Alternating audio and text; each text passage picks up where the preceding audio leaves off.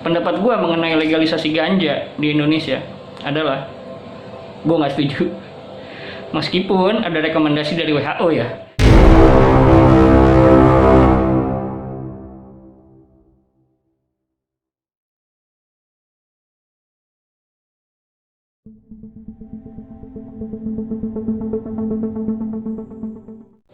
Halo, selamat pagi semua.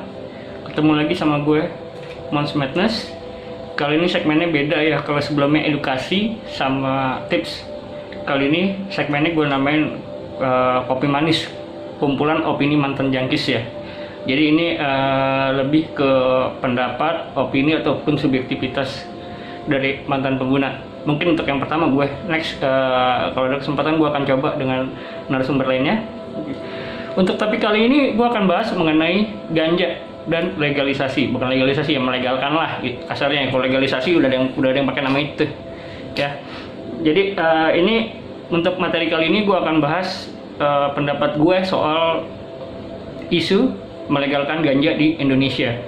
Dan jujur gue tahu isu ini awalnya itu dari sekitar tahun 2011 ya. Mereka booming itu di sosial media saat itu. Cuman gue nggak terlalu ambil pusing karena memang diskusinya pun anonim lewat FB dulu. Lalu gue benar-benar coba ikut diskusi itu sekitar tahun 2013 saat itu bukan di Jakarta tapi di luar kota. Dan kebetulan diskusi awalnya adalah bukan soal ganja, tapi lebih ke soal advokasi pengguna narkoba, dan diselipkanlah isu ganja di situ. Dan itulah pertama kali gue ikut diskusi mengenai ganja. Oke. Sebelum gue mulai opini gue mengenai ganja, kita harus tahu dulu bahwa di dalam ganja itu ada beberapa kandungan ya. Di antaranya THC, delta 9, tetrahydrocannabinol ya. Ini fungsinya adalah penghilang rasa sakit, lalu pencegah kejang dan bengkak ya, dan juga perangsang nafsu makan. Oke, selanjutnya selain THC, di situ juga ada BCP. BCP adalah beta cariophyllan ya. Itu fungsinya peredar radang, pencegah gangguan hati dan mual. Yang biasanya kalau hati itu ya mual ya jadinya. Oke, selanjutnya selain THC dan BCP ada juga CBD, cannabidiol. Oke, cannabidiol ini fungsinya adalah sebagai antibiotik, antiinflamasi, antidepresan, antipsikotik, dan antioksidan. Oke, selanjutnya ada CBG, cannabigerol. Jadi THC, BCP, CBD, sama CBG. Ya, kalau kalian kurang jelas ini keempat zat ini kalian bisa googling deh ya. Oke, cannabigerol ini zat sedatif badan penenang ya, yang pasti menyebabkan ngantuk, lalu pereda tekanan cairan pada mata bagi penderita glaukoma.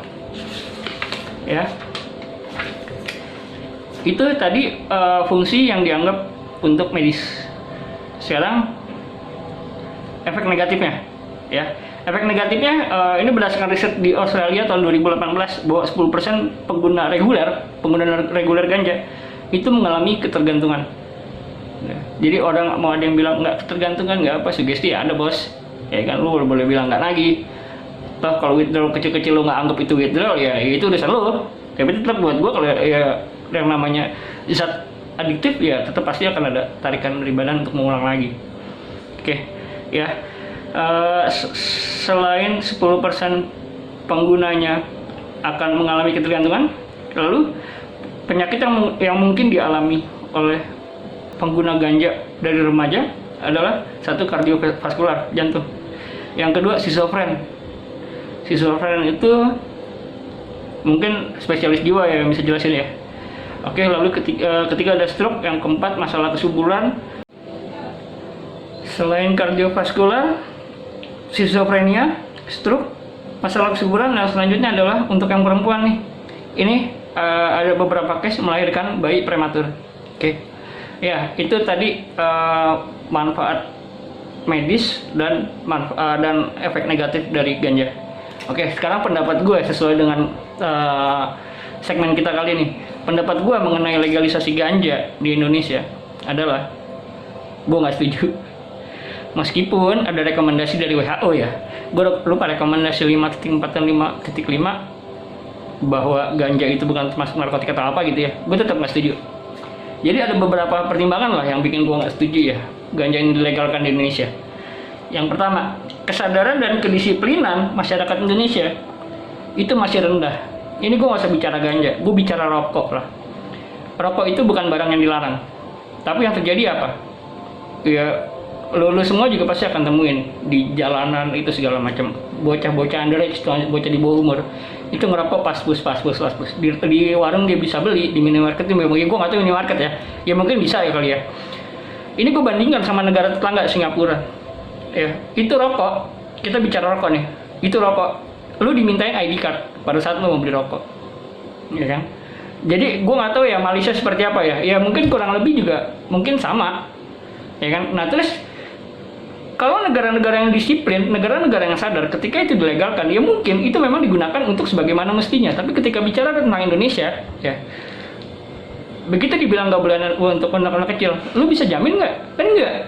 Yang akan terjadi adalah yang lu akan lihat di jalanan fenomenanya bukan bocah anak jalanan ngerokok lagi, tapi anak jalanan pada nyimeng tuh, ya kan? Dan gua nggak mau ngelihat itu. Oke.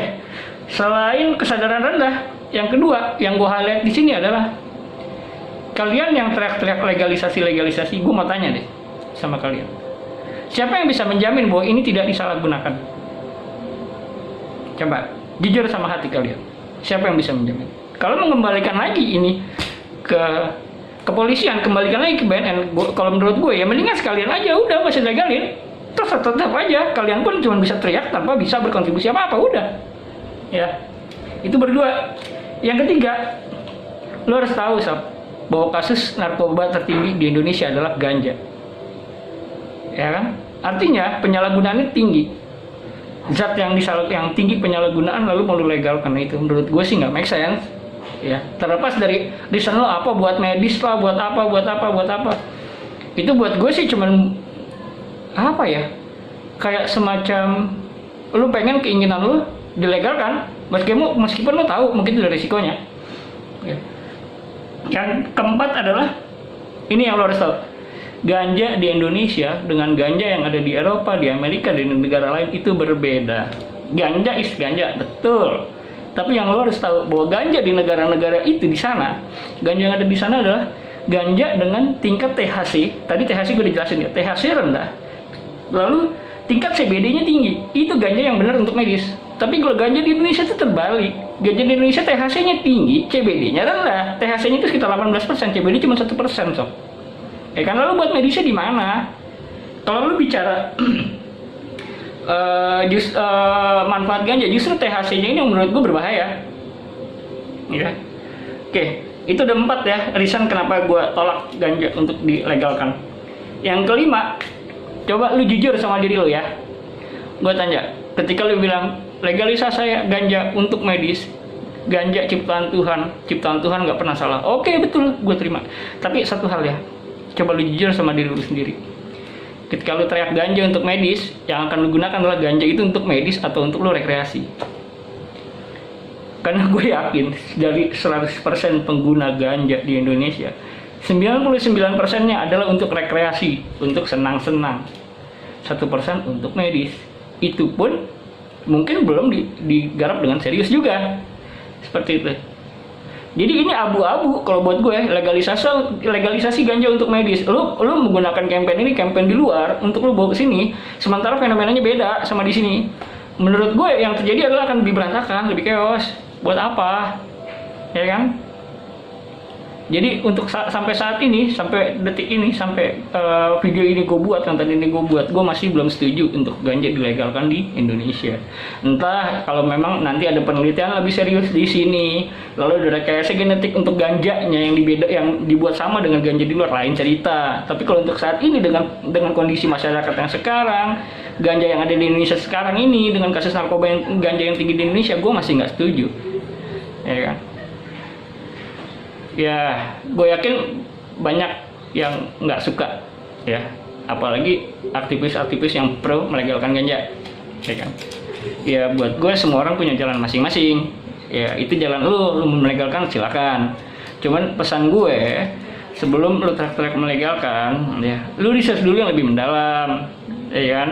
Jadi ganja yang di sini disamakan dulu dengan yang di luar. Habit masyarakat tuh lu rubah dulu, ya kan? Dan jangan juga lu diskusi sambil habis ngecium. Otak lu blek. Ya kan? Oke deh, mungkin kalau untuk konten opini untuk kopi manis, gue akhiri sampai di sini. Next gue akan bahas lagi yang lainnya. Ya, mungkin ada yang subjektif, ada yang objektif. Tapi kalau untuk opini bisa gue pastikan gue subjektif. Tapi subjektif gue juga ada dasarnya, ya kan? Subjektif gue juga berdasarkan pengamatan gue, subjektif gue juga berdasarkan pengalaman gue, subjektif gue juga berdasarkan apa yang gue lihat. Dan gue sampaikan di sini, ya. Mungkin sekian dulu dari gue. Gue Mons Madness. Selamat pagi.